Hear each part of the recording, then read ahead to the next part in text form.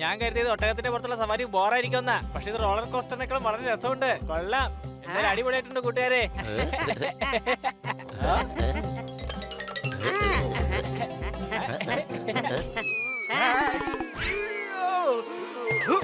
എന്തായാലും ഇവന്റെ പുറത്തൊരു അമ്യൂസ്മെന്റ് പാർക്ക് തന്നെ വെച്ചിട്ടുണ്ടല്ലോ. ഈ അടിപൊളി തന്നെ, സംശയമുണ്ടോ? കൂട്ടുകാരെ ദാ നോക്കിയേ, ഇവിടെ ചില അടയാളങ്ങളുണ്ട്. എനിക്ക് തോന്നുന്നതേ വേറെ ചിലരിവിടെ ഉണ്ടെന്നാണ്. എടാ, ഇത് ഇവന്റെ കാലടയാളം തന്നെയാ. നമ്മൾ കറങ്ങുന്നത് ഇപ്പോഴും ഇവിടെ തന്നെയാ. നിക്ക് നിക്ക്.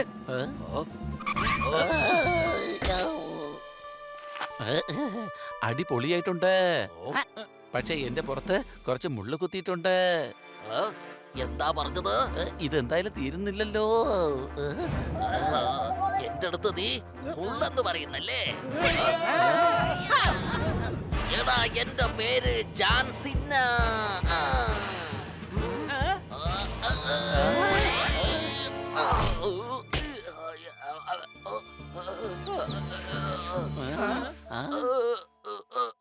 സോറി, മുള്ളെന്ന് പറയുമ്പോൾ എന്റെ മനസ്സിനകത്തൊരു റെസ്ലർ കയറി വരും.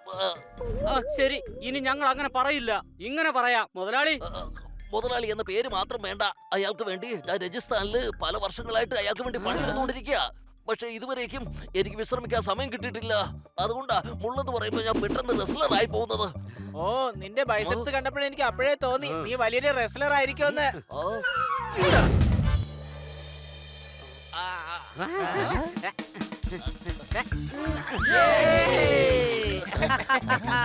ജപ്പാൻ, ആദ്യം കൈതാ ഇങ്ങനെ പിടിക്കേ. ആ മുതലാളിയോട് ഞാൻ റിക്വസ്റ്റ് ചെയ്യണോ? അല്ല, കൈയിന്റെ ഇടയിലെ രാജിക്കത്ത് വെച്ചിട്ട് പറഞ്ഞാ മതി, മുതലാളി ഞാൻ ഈ ജോലി വിടുവാണെന്ന്. കഴുതേ, നീ സേട്ടന്റെ പണി എല്ലാം ചെയ്യണം. നീ അദ്ദേഹത്തെ കൊണ്ട് ഒരു പണിയും ചെയ്യിക്കരുത്. അത് കണ്ട് നിന്റെ മുതലാളി സന്തോഷിക്കും, നിനക്ക് അവധിയും കിട്ടും. വാ, എന്റെ മുതലാളിയുടെ വീട്ടിലേക്ക് പോവാം. സൂക്ഷിക്കണേ, അവിടെ തെന്നി വീഴരുത്. മുമ്പിലായിട്ട് കുറെ മുള്ളുകളുണ്ട്. And his name is John Cena.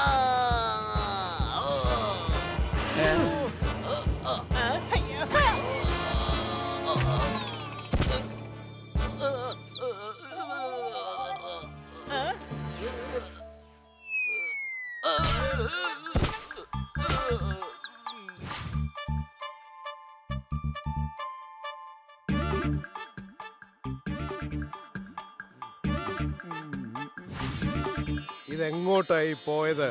ടിവിയുടെ റിമോട്ട് കാണാനില്ല. ഞാൻ അന്വേഷിച്ച് കണ്ടെത്താം.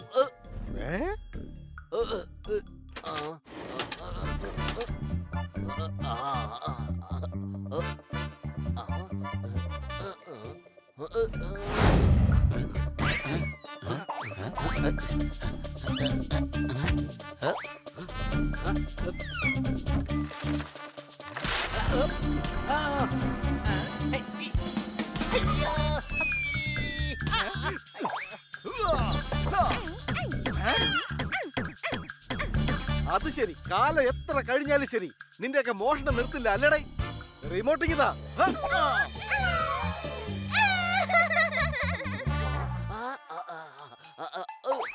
കിട്ടിപ്പോയി മുതലാളി. ഞാൻ എവിടെ നോക്കിയിട്ട് റിമോട്ട് കിട്ടിയില്ല. 3 ദിവസം കൊണ്ട് ഞാൻ ഒറ്റ ചാനൽ കുത്തിയിരുന്ന് കണ്ടോണ്ടിരിക്കുക. നീ എന്തായാലും അത് കണ്ടുപിടിച്ച് തന്നല്ലോ. ഒരു കാര്യം പറയാം, നീ എന്റെ ജീവിതത്തിൽ ഇല്ലായിരുന്നെങ്കിൽ ഞാൻ വലഞ്ഞു പോകുമോടെ. മുതലാളി, എനിക്കൊരു അവധി തരൂ.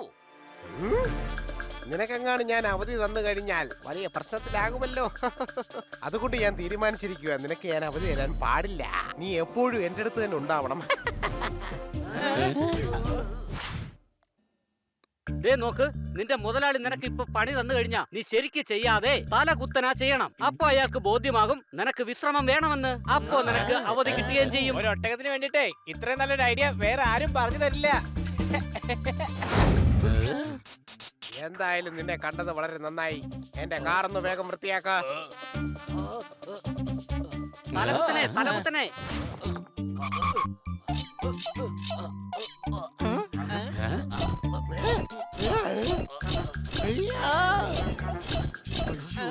എടാ പൊട്ടാ, കൈ കൊണ്ടല്ലടാ, തുണി കൊണ്ട്. തുണി കൊണ്ട് നല്ല പോലെ വൃത്തിയാക്കടാ.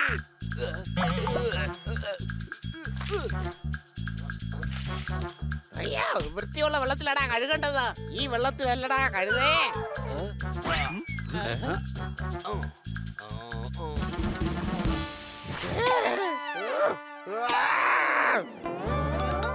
ഹണി, അവൻ നിന്റെ ഐഡിയ ഒക്കെ തെറ്റിദ്ധരിച്ചിരിക്കുകയാണ്. നമ്മളിപ്പോ എന്താണ് ചെയ്യുക? നമുക്ക് വേഗം പോയി അവനെ തടയണം. സംശയമുണ്ടോ? ആ ഐഡിയ. അയ്യോ, ഈ ഒട്ടകം എന്തുമാത്രം ക്ഷീണിച്ചായിരിക്കുന്നത്. ഈ ഒട്ടകത്തിന് സത്യം പറഞ്ഞ വിശ്രമത്തിന്റെ ആവശ്യമുണ്ട്. വിശ്രമോ ഒന്നും നടക്കില്ല. ഇവൻ എപ്പോഴും ജോലി ചെയ്തോണ്ടേയിരിക്കണം. ഈ മുതലാളിയോടെ ഒയ്യോയുടെ ഭാഷ പറഞ്ഞിട്ട് കാര്യമില്ല. ഇയാള് ശരിക്കും നമ്മളെ പോലെ തന്നെയാണല്ലോ സംസാരിക്കുന്നത്. ഞാൻ എന്റെ ഗ്രാമം വിട്ട് ഇങ്ങോട്ടേക്ക് വന്നതാണ്. എന്നാ വന്നിട്ട് എന്റെ ഭാഷയും മാറിയിട്ടില്ല. എന്ത് ചെയ്യാനാ, നമ്മള് പഴയതൊന്നും അങ്ങനെ മറക്കാൻ പാടില്ലല്ലോ, അല്ലേ? നല്ല കാര്യം തന്നെയാ മുതലാളി. പക്ഷെ ഒരു കാര്യം നിങ്ങൾ മനസ്സിലാക്കണം, ഇവൻ നന്നായി ക്ഷീണിച്ചിരിക്കുക. ഇല്ല, ഇവനെ 2 വർഷമെങ്കിലും നിർത്തി നന്നായിട്ട് ജോലി പഠിപ്പിച്ചു കൊടുക്കണം. അതല്ലേ നല്ലത്. 2 വർഷോ?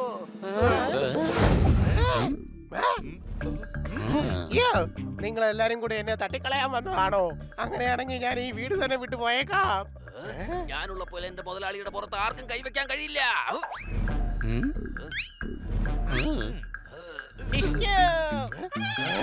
എടാ, അദ്ദേഹം വെടിയൊന്നുമല്ല പച്ചത്, അടിക്കുകയാണ് ചെയ്തത്. ഓ സോറി. ഡിഷ്യം, ഡിഷ്യം, ഡിഷ്യം. അയ്യോ, അയ്യോ, അയ്യോ, അയ്യോ.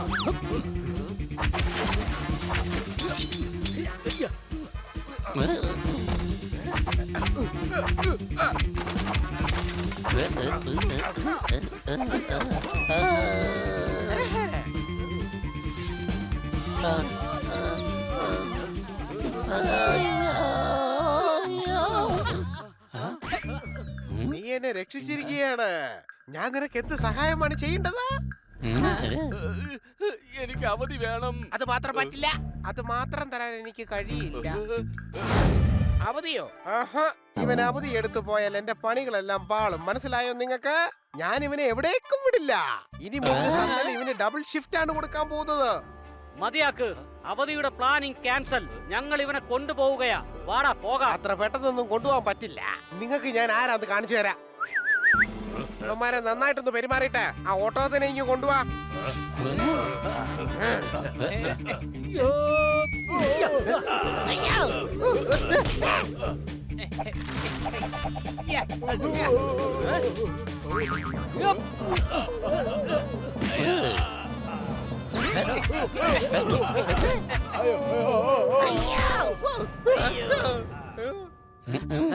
ചേട്ടാ, ചേട്ടന്റെ കവിളിൽ ഒരു പരിക്ക് പറ്റിയിട്ടുണ്ട്. ഇങ്ങോട്ട് കാണിക്ക്, ഞാൻ ശരിയാക്കി തരാം.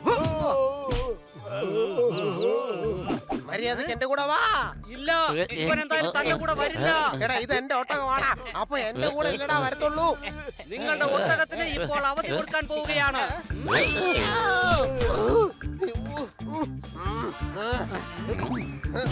അയ്യോ, എന്തുവാടാ?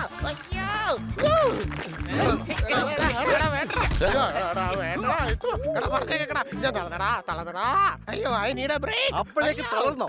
ഇവിടെ രാവും പകലും തന്റെ ഒട്ടകം പണിയെടുക്കുന്നുണ്ട്. അവനൊരു അവധി താൻ കൊടുക്കില്ല അല്ലേ? സംശയമുണ്ടോ?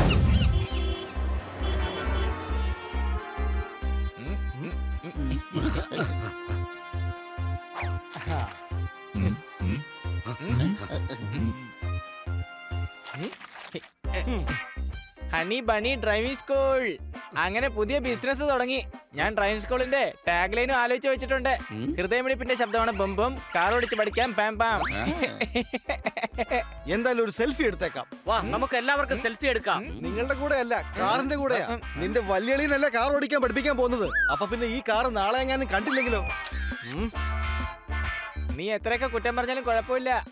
ഒരു ദിവസം നീ എന്റെ കാർ കമ്പനിയിലേ ജോലി അന്വേഷിച്ചു വരും, എനിക്ക് ഉറപ്പാ. അപ്പൊ ഞാൻ തിരിഞ്ഞു നിന്നെ റിജക്ട് ചെയ്യും, നോക്കിക്കോ. അതെന്തിനാ തിരിഞ്ഞു നിൽക്കുന്നേ? കാരണം പണക്കാരും തന്നെ നേരെ നോക്കി സംസാരിക്കാറേ ഇല്ലല്ലോ. എന്നാ എല്ലാരും വാ, നമുക്ക് ബാക്കിയുള്ള പോസ്റ്ററും കൂടി ഒട്ടിക്കാം.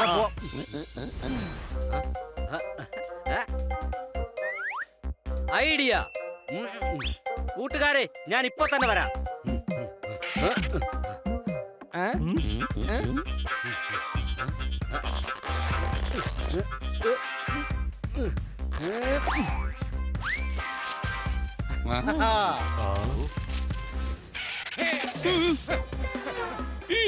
എങ്ങോട്ടാണ് ഈ ഓടുന്നത്? നിന്നെ ഇന്ന് ഞാൻ വിടാൻ പോകുന്നില്ല.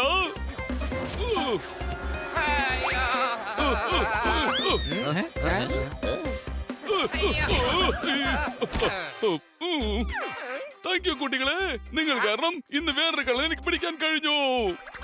Welcome Panda.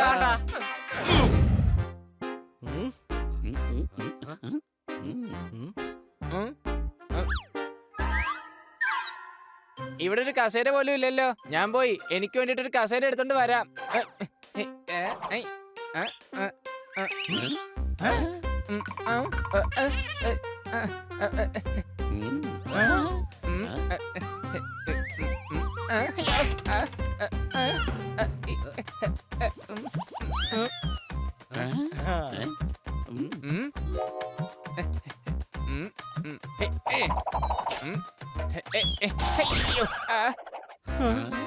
ഹണി, നിനക്ക് കാറിന്റെ സീറ്റ് ഇരിക്കാൻ പ്രശ്നമൊന്നും ഇല്ലല്ലോ അല്ലേ? അല്ലെങ്കിൽ ഡ്രൈവിംഗ് പഠിപ്പിക്കാൻ നീ ഒരുപാട് കഷ്ടപ്പെടേണ്ടി വരും. സംശയമുണ്ടോ? സുഹൃത്താ, എല്ലാവരുടെയും സുഹൃത്താ. സോറി കർത്താ, എല്ലാവരുടെയും സുഹൃത്താ. ഞാൻ വല്ലാത്ത വിഷമത്തിലാണ്. നാളെ എന്റെ കൂട്ടുകാരോടൊപ്പം ഞാൻ അഡ്വഞ്ചർ ട്രിപ്പിന് പോണം. പക്ഷേ എനിക്ക് ഡ്രൈവിംഗ് അറിയില്ല എന്നുള്ള കാര്യം അവർക്കറിയില്ല. അപ്പൊ നിനക്ക് സത്യം തുറന്നു പറയാൻ കഴിയില്ലായിരുന്നോ? കഴിഞ്ഞ പ്രാവശ്യം ഞാൻ എന്റെ അങ്കിളിന്റെ അടുത്ത് പറഞ്ഞു എനിക്ക് ഡ്രൈവിംഗ് അറിയില്ല എന്ന്. അതിന് അദ്ദേഹം എന്നെ വല്ലാതെ തല്ലി. അതെന്താ? കാരണം വണ്ടി 100 കിലോമീറ്റർ സ്പീഡിലാ ഓടിക്കൊണ്ടിരുന്നത്. ആ വണ്ടി ഓടിച്ചത് ഞാനായിരുന്നു. നീ ടെൻഷൻ അടിക്കേണ്ട കർത്താ, ഞാൻ വളരെ ഫേമസ് ആയ കാർ ട്രെയിനറാണ്. നിനക്കറിയോ, മുഗൾ ചക്രവർത്തി ഞാൻ കാരണമാണ് കുതിരപ്പുറത്ത് വന്നത്. അതെന്താ? കാരണം ഞാൻ അദ്ദേഹത്തെ വണ്ടി ഓടിക്കാൻ പഠിപ്പിച്ചിട്ടില്ല. പഠിപ്പിച്ചിരുന്നെങ്കിൽ അദ്ദേഹം വണ്ടി ഓടിച്ചിട്ട് വരുമായിരുന്നില്ലേ?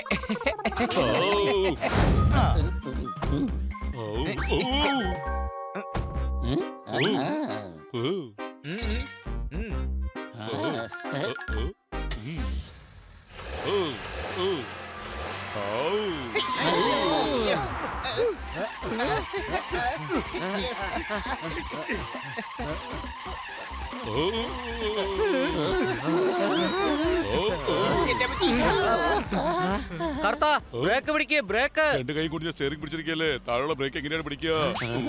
പഠിക്കുന്നത് നന്ദു, പറഞ്ഞു കൊടുക്കുന്നത് ഹണി. ഇത് കായലിന് കൊക്കിക്കടയിലുള്ളത് പോലെ ആയല്ലോ.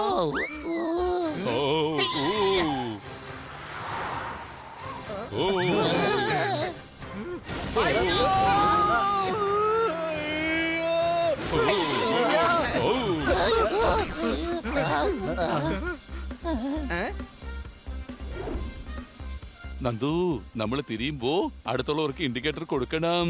ഓക്കേ.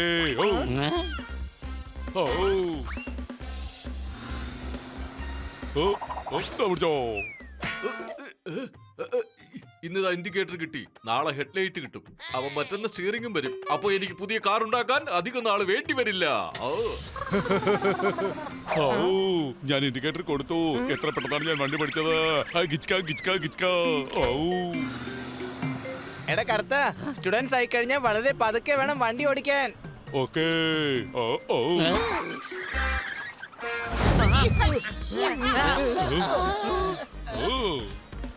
കർത്താ, മുന്നോട്ട് നോക്ക്. വേഗം വളക്കേ, വളക്കേ, വളക്കേ, വളക്കേ, പെട്ടെന്ന് വളക്കേ.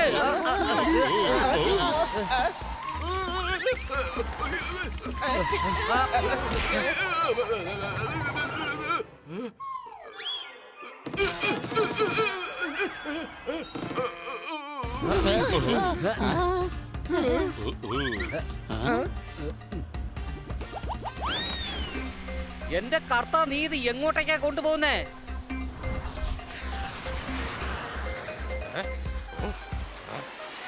എന്താ ഇത്? 4 മണിക്കൂറായി പ്ലെയിനിൽ ഇരിക്കുന്നു. ഫ്ലൈറ്റ് ഇപ്പോഴും ഭൂമിയിൽ തന്നെയാണ്.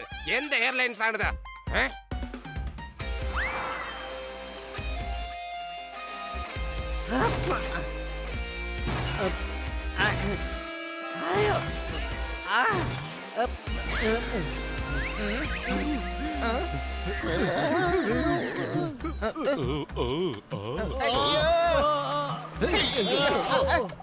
കർത്താ, എന്റെ കൂട്ടുകാരാ, നീ പറഞ്ഞിരുന്നില്ലേ കൂട്ടുകാരോടൊത്ത് അഡ്വഞ്ചർ ട്രിപ്പിന് പോണോന്ന്?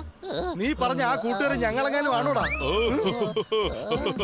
അല്ല, ആ ട്രിപ്പ് കാറിലല്ല പോകുന്നത്. എടാ കർത്താ, ഇനി നിന്നെ ഞങ്ങൾ ട്രാഫിക് സിഗ്നലിനെ കുറിച്ച് പഠിപ്പിക്കാം. അത് കൊള്ളാം. അതാണ് വലിയ എളിയ വേണ്ടത്. ദാ റോഡിൽ നിറച്ച് വൈറ്റ് ലൈൻ കാണുന്നില്ലേ? അതിന്റെ അർത്ഥം റോഡ് വയസ്സായെന്നാണ്. അതുകൊണ്ട് റോഡിന് വെളുത്ത മുടി ഉണ്ടായിക്കൊണ്ടിരിക്കുകയാണ്. എടാ കഴുതേ, അത് സീബ്ര ക്രോസിംഗ് ആണ്. ഓ, ഓ, ഓ.